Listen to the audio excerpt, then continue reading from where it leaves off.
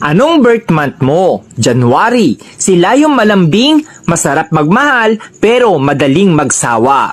Habang nasayo pa, sulitin mo na. February. Sila yung super moody, madaling ma-inlove, madali ring makamove on. Sweet, ma-effort, lalo na pag mahal niya talaga.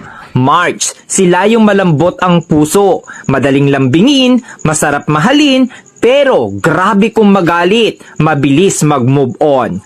April, sila yung grabe magmahal, todo bigay, todo effort, tahimik pero mainitin ang ulo. Mahilig tumingin sa iba pero ikaw lang mahal niya. May, madaling mainis pero mabilis pasayahin. Maliit na effort mo, natutuwa na. Palaging may love life pero palaging niloloko.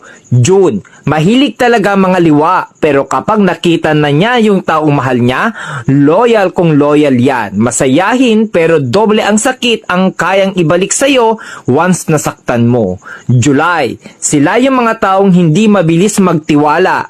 Handang masaktan, mapasaya ka lang. Slowly, iyakin, emotional, mahilig magtampo. August, joker, abnormal, pero may tinatagong problema. Masarap kasama, masayahin, hindi showy, sakto lang magmahal. September, stick to one, loyal pero madalas lokohin kaya matigas ang puso.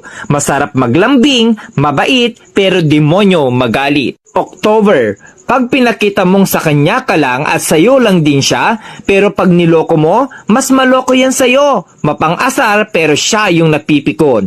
November, hindi mabilis magka-move on sa isang bagay.